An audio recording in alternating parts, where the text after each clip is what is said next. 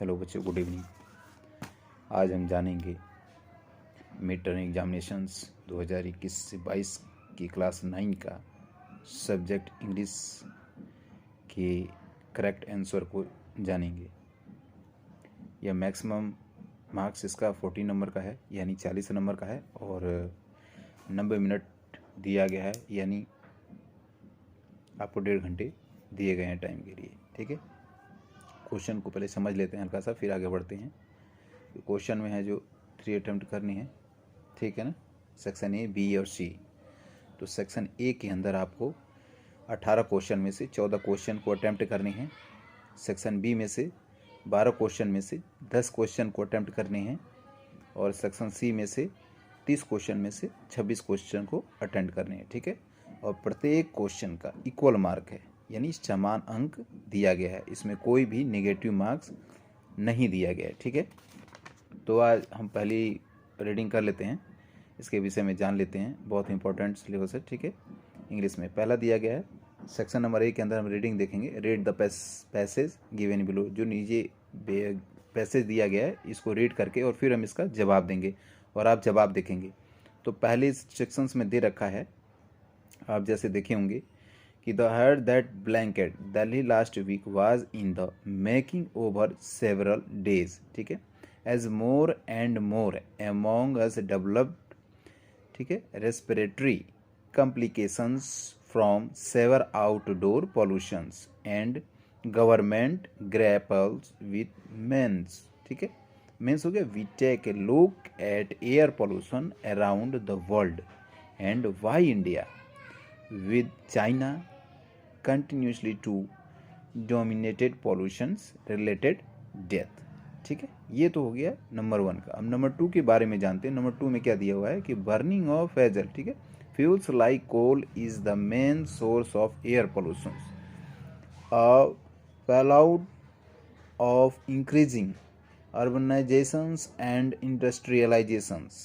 ठीक है, full stop. The two most common pollutations likely to fuel combustion and industrial activity, ठीक है, और सल्फर डाइऑक्साइड, जैसा कि हमने साइंस में भी डिस्कस किया था। सल्फर डाइऑक्साइड का फॉर्मूला क्या होता है? SO2 होता है। ठीक है, एंड नाइट्रस ऑक्साइड यानी NOx, nitrous oxide, full stop. These react in the atmosphere to form particulate matter less than 2.5 microns in size. ठीक है, इनका साइज इन्होंने बता रखा क्या? 2.5 माइक्रोन का। ठीक है, ब्रैकेट के अंदर a micron is 1000 of the millimetres. ठीक है ना, एक लेंथ इन्होंने भी बता दिया है ब्रैकेट बंद करके। And hence called PM 2.5 is the most length because this layer deep in the dense but fragile, ठीक है, network of alveoli in our lungs, eventually leading to chronic lung disease and breathing distress। ठीक है ना। अब दूसरा column number 2 खत्म हो गया। अब नंबर 3 की हम बात करते हैं। नंबर 3 को आप पढ़ेंगे कि developed economical did not escape, ठीक है, या scope air pollutions, full stop, the earliest records country wise of SO2 emissions go back to 80,050 यानी 1850, full stop। As the Europe industrialized there was a rapid rise to sulfur pollutions, ठीक है, full stop। London as far back as the 16th century witnessed some of the worst, ठीक है, industrial smog events, bracket के अंदर the Great London Smog, 1952 1992, bracket बंद, full stop। By the mid-19th century, emissions in North America too had rapidly risen, ठीक है, full stop। As economical purpose या prospered, emissions and grow, full stop। By the 1980 SO2 emissions had peaked in North America, had Europe followed by South America। ठीक है, तो केवल हम read करेंगे, इसकी विस्तृत कहानी में नहीं जाएंगे, नहीं तो काफ़ी समय लगेगा, इसलिए केवल रीड करके इसका जवाब हम डायरेक्टली समझने की कोशिश करेंगे। अब नंबर 4 कॉलम के अंदर आते हैं। 4 में अंदर क्या दिया हुआ है कि इंटर द हाइड्रोस्थेसिस that SO2 emissions follow a cover for risk peak and decline called the environmental coordinates cover। ठीक है ना, इसको शॉर्ट हैंड में KC कहा जाता है। That links environmental degradations with या degradations भी with economical development full stop। It helps to explain how both Europe and America started off with the dirty periods, ठीक है, of industrializations, but the 1980 centuries यानी 1980 emissions had peaked and then declined। तो ये हमारे 4 के 4 हो गए paragraphs. अब इसके नीचे हम आंसर पे आते हैं। ठीक है, अब इनमें से क्या करना है हमें, एनी 8 किसी 8 के जो है देने हैं। क्या करना है कि base on your understanding of the passage, यानी इस पैसेज को जो आपने पढ़ा है ऊपर, अभी जो हमने रीड किया है उसके अनुसार, पैसेज के अनुसार किसी, ठीक है ना, any answer 8 of the then 10 question, 10 question में से 8 का हमें जवाब करेक्ट देना है। ठीक है, तो पहले क्वेश्चन पे आते हैं। पहला क्वेश्चन दे रहा है कि dash covered Delhi last week, तो हमने भी पढ़ा था अहर्ज। ठीक है ना, ये पहले का आंसर होगा डी, अहर्ज। देखो अभी हमने रीड किया था, मेरे को इसमें साफ दिखाई दे रहा है। दूसरे का व्हाट कॉज रेस्पिरेटरी कॉम्प्लिकेशंस, ठीक है, तभी हमने इसको सेकंड में डिस्कस किया था। उसका इसका सही जवाब होगा अनहेल्दी पॉल्यूशन। ठीक है ना, हेल्दी नहीं था, अनहेल्दी पॉल्यूशन था। पॉल्यूशन कैसा था SO2 का, अनहेल्दी था। ठीक है ना, तो इसका मतलब क्वेश्चन नंबर 2 का सही जवाब है सी। ठीक है, क्वेश्चन नंबर 3 में आते हैं। According to the passage, passage के अनुसार क्या है, what do India and China dominated in, तो अभी हमने लास्ट पैराग्राफ में पढ़ा था। ठीक है ना, चाइना का किस में आया था जिक्र, अभी 3rd में और 4th में आया था। तो उसका क्या सही जवाब होगा, इसका सही जवाब होगा पॉल्यूशंस रिलेटेड डेथ।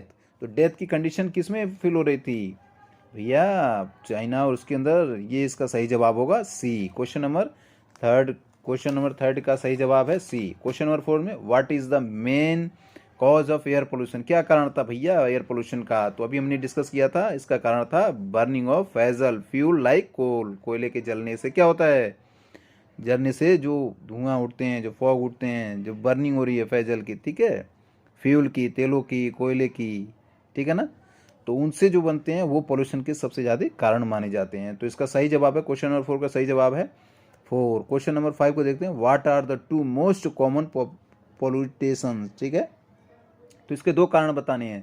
तो इसके 2 कारण क्या थे, अभी हमने पढ़ा था इसके अंदर, एक तो SO2 पढ़ा था, एक क्या पढ़ा था, NOx पढ़ा था। ठीक है ना, तो SO2 क्या था, सल्फर डाइऑक्साइड, ठीक है, एंड दूसरा क्या पढ़ा था नेक्स्ट, नाइट्रस ऑक्साइड।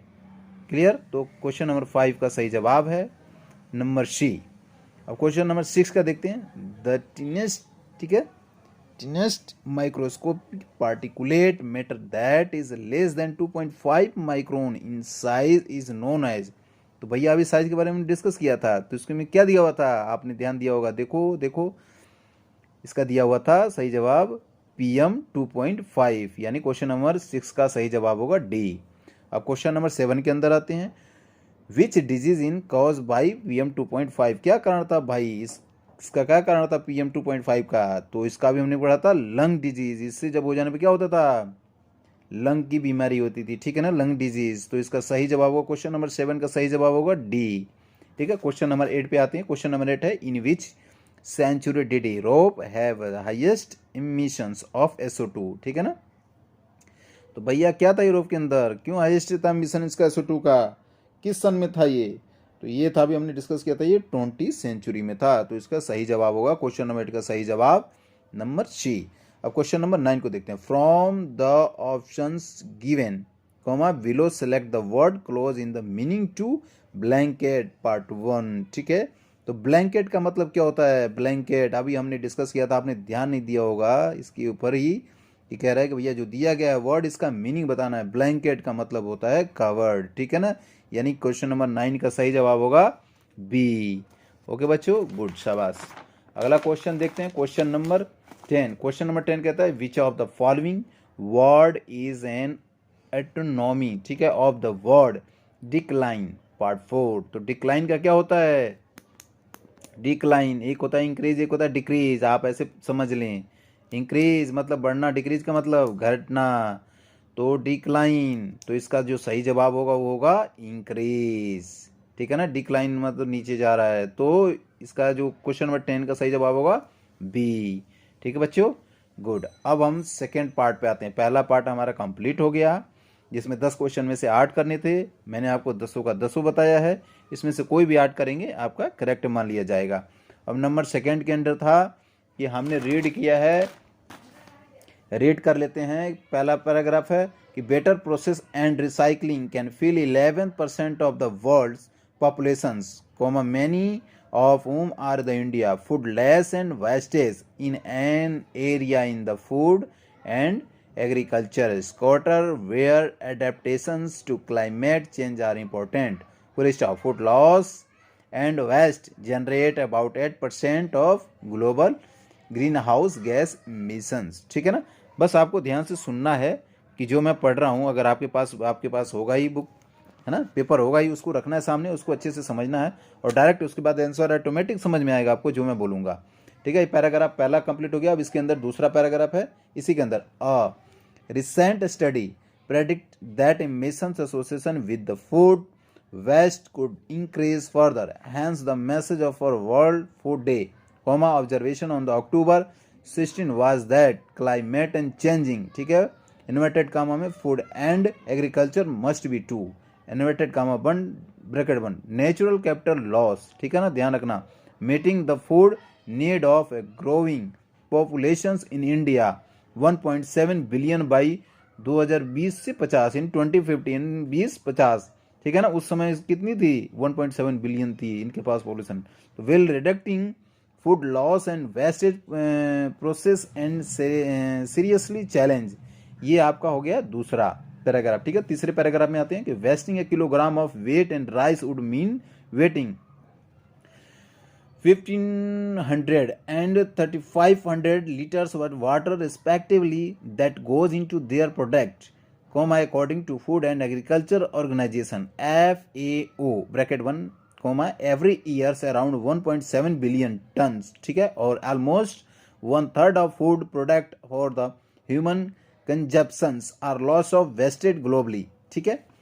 अब नंबर थर्ड कंप्लीट हो गया। फोर्थ में आते हैं, the association economic environmental and social cost of this loss are around 1 trillion, ठीक है, डॉलर, ये डॉलर में, एस जो है ना, ये डॉलर इसको बोलते हैं डॉलर में, और 70 बिलियन, ठीक है, and 400 billion per year respectively, full stop, in India in value of food wastage in estimated at around 92,000 crore पर एनुअल, ठीक है ना, या एनम, एट 2014 यानी 2014 wholesale price in the food value China 24% of global food loss and wastage occurs at the production stage, 24% during the handling and storage and 35% of consumptions, ठीक है। ये हो गया पैराग्राफ थर्ड। अब fourth का देखते हैं, these three stages taken together account for more than 80% of the global food loss and waste,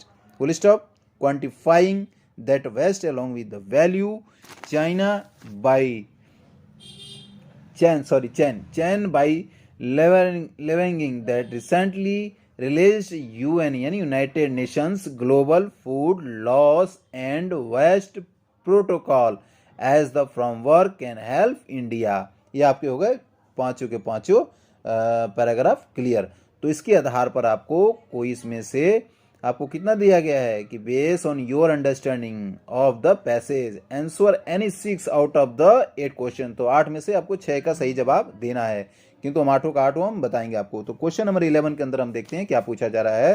पूछा जा रहा है कि better processing and recycling can contribution to dash, तो क्या है बेटर प्रोसेस, क्या बेटर हो सकता है भाई रिसाइकलिंग करने कंट्रीब्यूशन का, तो वो हो सकता है रिडक्शिंग क्लाइमेट चेंज, इसका मतलब क्वेश्चन नंबर 11 का सही जवाब जो होगा वो होगा बी। अब क्वेश्चन नंबर 12 का देखते हैं कि the wastage of food lead to the wastage of which other resource, तो सेकेंड का question wastage of food lead, ठीक है ना, the wastage of which of the other resource, क्या रिसोर्स अदर हो सकता है, इसका हमने अभी पढ़ा था, डिस्कस किया था कि wastage of water, other resource क्या हो सकता है वाटर, तो इसका क्वेश्चन नंबर 12 का सही जवाब होगा ए। क्वेश्चन नंबर 13 का देखते हैं, in which stage of the food chain does the maximum global loss, ध्यान देना, and wastage of food taken place. तो इसका क्या हो सकता है जवाब, सही जवाब अभी हमने रीड किया था, इसका हो सकता है कंज्यूप्शन स्टेज, यानी बचत करना, स्टोर करना, ठीक है ना। तो इसका क्वेश्चन नंबर 13 का सही जवाब होगा डी। अब क्वेश्चन नंबर 14 का देखते हैं, how much food products for human consumption is lost और वेस्टेज ग्लोबली, ठीक है ना। लॉस्ट और वेस्टेज क्या है, तो भैया इस अभी हमने रीड किया था, ये कितना है, ये ऑलमोस्ट 1/3 है, 1/3 हिस्सा है, ठीक है ना। तो इसका सही जवाब होगा, क्वेश्चन नंबर 14 का सही जवाब होगा सी, ठीक है। अब क्वेश्चन नंबर 15 का देखते हैं, the environmental cost of food loss and wastage is, तो अभी हमने रीड किया था, कितना था, 700 बिलियन, जो ठीक है ना। तो इसका सही जवाब होगा, क्वेश्चन नंबर 15 का सही जवाब होगा सी। और क्वेश्चन नंबर 16 का देखते हैं, क्वेश्चन नंबर 16 है कि the value of water use to produce a kilogram of rice is, तो इसका भी हमने रेट किया था, कितना होगा, इसका सही जवाब, राइस का कितना था, 3500 लीटर्स, ठीक है ना। तो इसका सही जवाब जो होगा वो होगा डी, ठीक है बच्चों, गुड, शाबाश। अब क्वेश्चन नंबर 70 है, 17, इसका है, India can deal with the problem of food loss and wastage if, अभी हमने रीड किया था, तो इसके अंदर क्या हमने पढ़ा था ये कि it quantify the total food wastage by following of UN, यानी यूनाइटेड नेशन ग्लोबल फूड, ठीक है, लॉस एंड वेस्टेज प्रोटोकॉल। तो इसका जो सही जवाब होगा, क्वेश्चन नंबर 70 का सही जवाब है बी। क्वेश्चन नंबर 80 का देखते हैं, food wastage globally every year is equal to, तो अभी हमने रीड किया तो क्या पाया था, एस्टिमेट इंडिया पॉपुलेशंस बाय 2050, इसका सही जवाब क्वेश्चन नंबर 18 का सही जवाब होगा सी। क्लियर है बच्चों, गुड, शाबाश। अब हम जो है ग्रामेटिकल पोर्शन के अंदर आ रहे हैं और पार्ट 3 के अंदर आ रहे हैं, ठीक है ना। तो इसके अंदर क्या कहा गया है कि एनी 5, ठीक है ना, any 5 out of the 6 questions bye selecting the more appropriate option for each, यानी 6 में से आपको 5 के जवाब सही देने हैं। तो ग्रामेटिकल पोर्शन के अंदर हम आते हैं, तो क्वेश्चन नंबर 90 के अंदर पढ़ते हैं कि you dash visit them comma just make a phone call full stop they are in quarantine, ठीक है। तो इसका जो सही जवाब होगा क्या होगा, नीड नॉट, तो इसको हम क्या पढ़ेंगे, you need not visit them just make a phone call they are a quarantine, ठीक है। तो इसका जो क्वेश्चन नंबर 90 का जो है सही जवाब होगा वो होगा सी। क्वेश्चन नंबर 20 का देखते हैं, क्वेश्चन नंबर 20 क्या कह रहा है, सी हैज स्टोलन डैश द, क्या कह रहा है, चॉकलेट्स फ्रॉम द बॉक्स, तो भैया इसका जो सही जवाब होगा, she has stolen all the chocolate from the box. तो बॉक्स के अंदर क्या होता है, सारे चॉकलेट ही तो होते हैं ना, ऑल होते हैं, ठीक है ना। एवरी नहीं होगा, इच नहीं होगा, इसका मतलब होता है प्रत्येक, तो एक तो बॉक्स के अंदर होता नहीं है। एवरी, तो एवरी का मतलब क्या होता है, अलग अलग बॉक्स से थोड़ी दिखाया जा रहा है। नॉन का मतलब वो दिखाने की कोशिश कर रहा है कि नहीं है। तो ऑल का मतलब क्या है, सभी उसके अंदर मौजूद है। तो इसका सही जवाब होगा बी, ऑल, यानी क्वेश्चन नंबर 20 का सही जवाब है बी, ऑल, ठीक है बच्चों, गुड। क्वेश्चन नंबर 21 का देखते हैं कि spring is coming full stop migratory birds date after a month, तो इसका सही जवाब क्या होगा, विल बी रिटर्निंग, यानी 21 का क्वेश्चन नंबर का सही जवाब क्या होगा, ए। क्वेश्चन नंबर 22 का देखते हैं, which option display the correct change of the following to reported speech. Question number 22 का जो सही जवाब होगा वो होगा, I asked the stranger what I could do for him, यानी इसका जो सही जवाब होगा क्वेश्चन नंबर 22 का सही जवाब बी, ठीक है बच्चों, गुड, शाबाश। क्वेश्चन नंबर 23 का देखते हैं, Salman dash to attend the event, तो भाई सलमान क्या इवेंट में भाग लिया था कि नहीं, तो इसका जो सही जवाब होगा डिड नॉट वांट, वो नहीं चाहता था, ठीक है ना। तो Salman did not want to attend the event, ठीक है। तो जो क्वेश्चन नंबर 23 है उसका सही जवाब है डी। क्वेश्चन नंबर 24 का देखते हैं, everybody dash keen to participant in the upcoming, ठीक है, नुक्कड़ नाटक, ठीक है। तो नुक्कड़ नाटक में हम क्या लगाएंगे भैया, इसके अंदर हम लगाएंगे इज, ठीक है ना। एवरीबडीज, एवरी मतलब प्रत्येक, तो जब प्रत्येक की जहाँ बात आती है वहाँ हम इज का ही हेल्पिंग वर्ब लगाते हैं। इज तभी लगाया जाता है जब सिंगुलर वर्ड होता है और एक वचन होता है, एक व्यक्ति के लिए किया जाता है, ज़्यादा व्यक्तियों के लिए नहीं। तो एवरीबडी का क्या मतलब होता है? एवरीबडी का मतलब होता है कि एक एक आदमी को बताने की कोशिश कर रहा है कि एवरीबडी, ठीक है ना। वहाँ ये दूसरा वर्ड भी डाल सकता था, all of you, all of, तो ये फिर यहाँ इज नहीं लगता, फिर वो क्या हो जाता, प्लूरल में हो जाता, बहुवचन में हो जाता। लेकिन एवरीबडी जब इस्तेमाल किया है तो वहाँ केवल इज का इस्तेमाल हम करेंगे। ये 20 क्वेश्चन नंबर 24 का सही जवाब होगा सी। क्लियर है बच्चों? गुड, शाबाश। अब हम फोर्थ के अंदर आएंगे, राइटिंग के अंदर। इसमें भी क्या करना है, 6 क्वेश्चन में से 5 क्वेश्चन हमें करने हैं और आपको एक पैराग्राफ दिया गया है, उस पैराग्राफ को पढ़ने हैं। तो एक बार हम रीड कर लेते हैं, फिर आंसर पे तुरंत चलते हैं। Once upon a time there was a beautiful rose plant in a garden. One rose flower, when the plant was proud, ठीक है, of this beauty, however it was disappointed that it was growing next to an ugly cockatoos, ठीक है ना, full stop. Every day the rose would insult the cockatoos about the looks, comma, but the cockatoos stay quiet.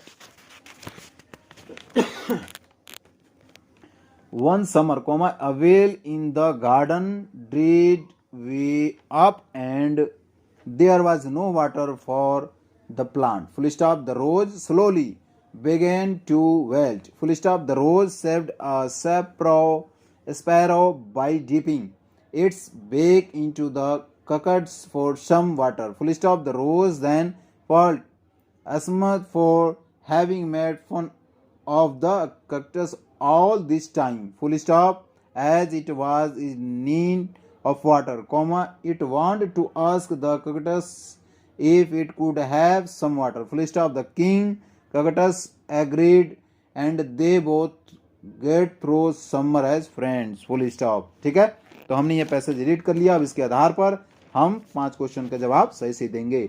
तो question number 25 देख लेते हैं कि select the appropriate title for this story. तो इसका टाइटल बताना है। तो अभी हमने क्या पढ़ा था, किसके विषय में, सारी कहानी किसके ऊपर बोल दी जा रही है, प्राउड रोज के ऊपर ही बोली जा रही है भाई साहब, ठीक है ना। तो रोज की है, तो इसमें अब देखो रोज कहाँ लिखा हुआ है, तो इसका जो सही जवाब होगा वो होगा द प्राउड रोज, यानी क्वेश्चन नंबर 25 का सही जवाब है डी। अब क्वेश्चन नंबर 26 का देखते हैं कि read the following sentence and choose the option that given correct sequence of event, ठीक है ना। इस सीक्वेंस में दिया गया है आपको, ये सीक्वेंस में आपको मिलाना है। सीक्वेंस का मतलब होता है कि एक के बाद एक ऐसा श्रेणी बनेगा कि आप समझोगे सीक्वेंस में। जैसे एग्जांपल में, दूसरा एग्जांपल में बता रहा हूँ कि मान लो कोई बच्चा है, तो बच्चा थोड़ा सा बड़ा होगा, फिर उससे भी बड़ा होगा, फिर एकदम बिल्कुल बड़ा हो जाएगा, फिर और भी बड़ा होगा, फिर बूढ़ा हो जाएगा। तो ये क्या है, उस बच्चे की कहानी बोली जा रही है, लेकिन ये सीक्वेंस में है कि बच्चा है तब बड़ा हुआ तब बूढ़ा हुआ, इसको सीक्वेंस बोला जाता है, ठीक है। सीक्वेंस समझ गए, गुड। तो इसका जो सही जवाब है वो होगा सी, यानी पहला थर्ड, यानी there was a beautiful rose plant in a garden. उसके बाद fourth, the rose would insult the cut about it looks. उसके बाद first, a well in the garden dripped up.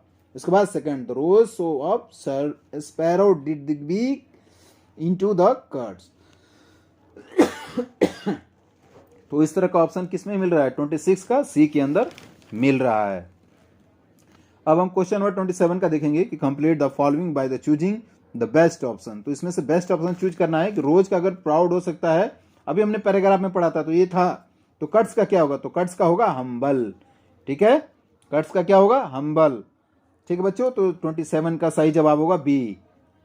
28 का क्या होगा, विच ऑफ 28 क्वेश्चन देखते हैं, which option from the following best described the characteristics of the rose flower, ठीक है। तो इस फ्लावर को देखने के लिए इसका जो सही जवाब होगा वो होगा एरोगेंट, ठीक है ना, एरोगेंट। इसका 28 का सही जवाब है सी। 29 का the mains character in the story are dash, तो the rose and the cactus, ठीक है ना।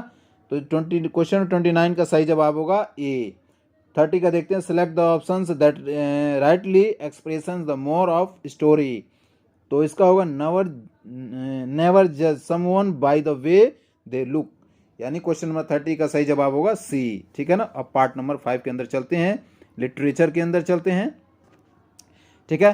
उससे पहले आप देख रहे हैं कि this section has be sub sections 5, 6, 7, 8 and 9. There are a total 30 questions in the section. Attempt 26 question from the sub section 5 and 6. तो 26 क्वेश्चन अटेम्प्ट करने हैं 30 में से 5 और ठीक है किस में से 8 और 9 में से.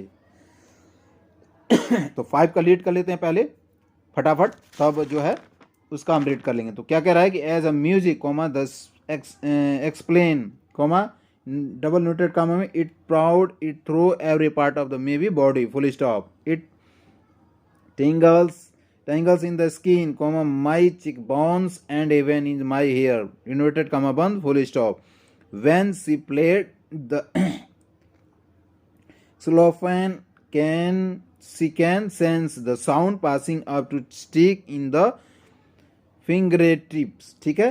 By learning against the drum comma she can feel the resonance flowing into the her body full stop. One on the wooden platform which the removes her she so that vibrations pass through her bare feet and up her legs. ठीक है full stop. अब इसके question को हम जानेंगे.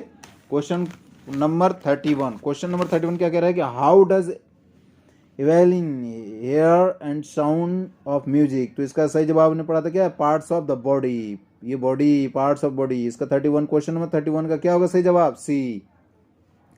32 का क्या होगा पढ़ते हैं पहले. Why does she remove her shoes on a wooden platform during her performance. तो इसका जो होगा to feel the vibrate through her feet. ठीक है ना. तो 30 क्वेश्चन नंबर 32 का सही जवाब होगा ए. 33 का देख लो. 33 में what does she feel flowing into her body. तो इसका क्या सही जवाब होगा रिसोनेंस. यानी क्वेश्चन नंबर 33 का सही जवाब होगा डी. क्वेश्चन नंबर 34 का होगा फाइंड अ वर्ड. ठीक है ना. Find a word from the passage that means take off. क्या मतलब होता है इसका, द रिमूव्स. ठीक है ना. क्वेश्चन नंबर 34 का सही जवाब होगा बी. क्वेश्चन नंबर 35 को देखते हैं. Who explain about the music. Music explain करना है भाई. तो इसका जो सही जवाब होगा वो क्या होगा वेलियन. ठीक है ना. यानी क्वेश्चन नंबर 35 का सही जवाब होगा सी. अब सी पे आ जाते हैं. 6 पे देखते हैं. 6 को रीड करते हैं फटाफट. 6 में क्या कहा है कि one day when I was the 15th standard of the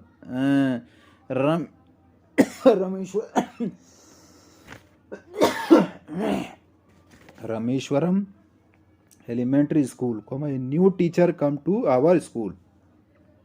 Full stop. I used to wear a cap which marked me as a Muslim, and I always sit in the front row next. Ramanujam Sastri, ठीक है ना.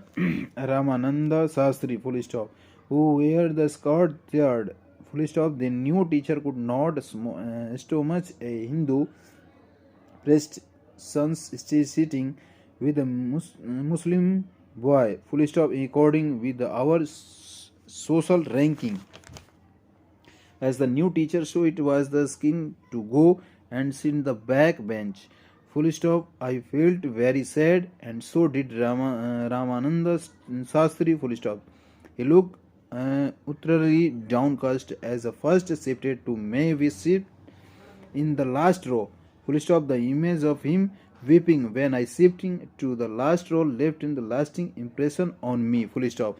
From my childhood. ठीक है. ये बचपन की कुछ कहानी बताई जा रही है. कुछ टीचर्स हैं और कुछ बच्चे हैं जो कास्ट को लेकर के और बच्चे को लेकर के बारे में बताया गया है. तो इसका जो हम क्वेश्चन है वो फटाफट हम देख लेते हैं.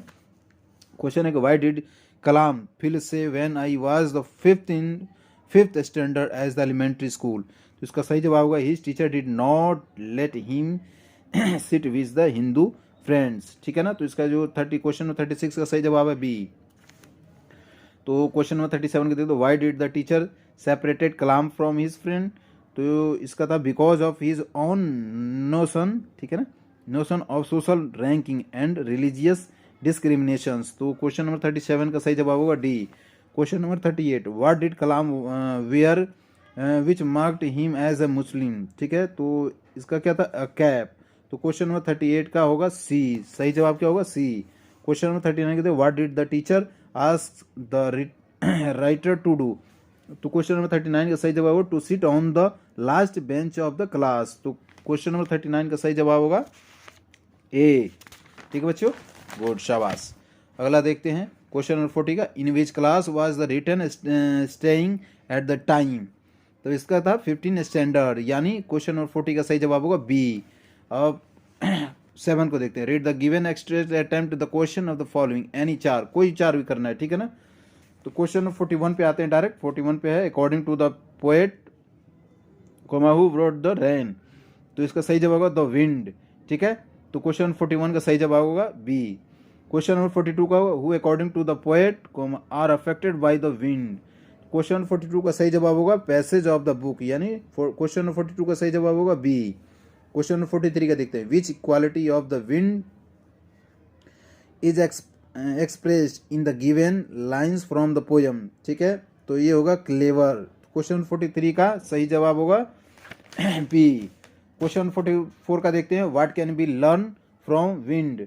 तो इसका होगा be strong and never be defect. ठीक है ना, तो क्वेश्चन 44 का सही जवाब होगा ए। क्वेश्चन 45 का, pick out the word which and antonym of the foolish. तो इसका होगा क्लेवर। तो 45, क्वेश्चन 45 का सही जवाब होगा सी। अब आते हैं बच्चों 8 के ऊपर, read the given extract attempt the question for following, यानी 4 इसके भी पढ़ के हमें 4 का जवाब देना है। तो जल्दी से फटाफट पढ़ लेते हैं ताकि जवाब सही दे पाए। He ran toward his the parents gently and the weakly abreast from them the four of the wheel, comma begin comma however the sun, ठीक है, soon left behind attracted by the little insect and worms along with the footpath, ठीक है, that were taming out from their hunting place to enjoy to sunshine। ठीक है, full stop, inverted comma में come child come full inverted comma बंद, has the parents called from the side of a grove where they had set themselves on the edges of well, full stop, he ran toward them, a shower of young flower fell upon the child as they entered the grove, comma, and forgetting these parents, comma, he began to gather and raining petals in his hands, full stop, from the lost child। ठीक है ना, तो ये एक हमने एक read कर लिया एक पैसेज को, और इसके आधार पे हमें क्वेश्चन का जवाब देना है। फटाफट आते हैं क्वेश्चन 46 का देखते हैं कि how as the little boy feeling will going to the fair. तो इसका सही जवाब था full of life and excited. ठीक है ना, तो क्वेश्चन नंबर 46 का सही जवाब होगा बी। क्वेश्चन नंबर 47 का देखते हैं, व्हाट डिड द पेरेंट्स से व्हेन चिल्ड्रन लीगल्स बिहाइंड। तो इसका होगा कम चाइल्ड कम, यानी क्वेश्चन नंबर 47 का सही जवाब होगा ए। ठीक है बच्चों, गुड, शाबाश। अब इसके आगे हम चलते हैं, क्वेश्चन नंबर 48 को पढ़ते हैं कि what did the child start doing when so over younger flower feel on him. तो इसका सही जवाब था he standard gathering the raining petal in his handle, यानी 48 का, क्वेश्चन नंबर 48 का सही जवाब होगा सी। 49 का देखते हैं, was the little body sorry he was the little boy going with, यानी क्वेश्चन नंबर 49 का जो सही जवाब था his mother and father, यानी क्वेश्चन नंबर 49 का सही जवाब है डी। क्वेश्चन नंबर 50 को देखते हैं, why were the little insect and worms timing out their handling place। तो इसका सही जवाब था to enjoy and sunshine। ठीक है ना, तो क्वेश्चन नंबर 50 का सही जवाब होगा बी। अब आप देख लेते हैं 9 का। ठीक है ना, attempt for all 10 करने इसको क्वेश्चन। ठीक है, क्वेश्चन नंबर 51 का देखते हैं कि who did the king Soman for the first time. तो इसका सही जवाब होगा द मर्चेंट। ठीक है ना, तो क्वेश्चन नंबर 51 का सही जवाब होगा सी। क्वेश्चन नंबर 52 का देखते हैं, what did the child want, ठीक है, to have the flower shop. तो इसका सही जवाब होगा the a garden of gulmohar. ठीक है ना, या गार्लैंड ऑफ गुलमोहर। तो क्वेश्चन नंबर 52 का सही जवाब होगा सी। क्वेश्चन नंबर 53 को देखते हैं कि what did the teachers in the real book do. तो इसका जो सही जवाब होगा वो होगा the taught and ask question in the classroom. तो क्वेश्चन नंबर 53 का सही जवाब होगा डी। ठीक है, क्वेश्चन नंबर 54 का, what does the poem the road not taken speak about. ठीक है, तो इसका जो सही जवाब होगा the choice made by people. Question number 54 का सही जवाब होगा ए। क्वेश्चन 55 को देखते हैं, how was Toto taken to Saharanpur, ठीक है। तो इसका सही जवाब होगा in a canvas kit bag. इन क्वेश्चन नंबर 55 का सही जवाब होगा बी। क्वेश्चन नंबर 56 का देखते हैं, वेयर डिड द स्वालो, ठीक है ना, die on the happy prince. तो इसका सही जवाब होगा at the field of the state, ठीक है। तो क्वेश्चन नंबर 56 का सही जवाब होगा सी। क्वेश्चन नंबर 57 का देखते हैं, why did the Kezia avoid her father. तो इसका सही जवाब होगा she was afford of him, ठीक है। क्वेश्चन नंबर 57 का सही जवाब होगा डी। क्वेश्चन नंबर 58 का देखते हैं, Albert's work on the general theory of the relativity was proclaimed by newspaper as. तो इसका सही जवाब होगा ये साइंटिफिक रिवॉल्यूशंस, ठीक है ना। अल्बर्ट जो थे जो थ्योरी बना रखे थे, ये साइंटिफिक में रिवॉल्यूशन, क्रांतिकारी रिवॉल्यूशन आया था, ठीक है ना, बदलाव आया था, क्रांतिकारी बदलाव आया था। तो क्वेश्चन नंबर 58 का सही जवाब होगा बी। क्वेश्चन नंबर 59 का होगा, व्हाट मेड सेंट पैटर एंग्री, ठीक है। तो इसका होगा द वुमेन्स सेल्फिशनेस, ठीक है ना। तो क्वेश्चन नंबर 59 का होगा सही जवाब ए, ठीक है। अब क्वेश्चन नंबर 60 को देख लेते हैं कि which of the India highest civilized award, ठीक है, सिविलियन अवार्ड। तो इसका सही जवाब होगा द भारत रत्न, ठीक है ना। सबसे जो यहाँ का मुख्य अवार्ड माना जाता है वो माना जाता है भारत रत्न, ठीक है, भारत का भारत रत्न। तो क्वेश्चन नंबर 60 का सही जवाब होगा सी। ओके बच्चों।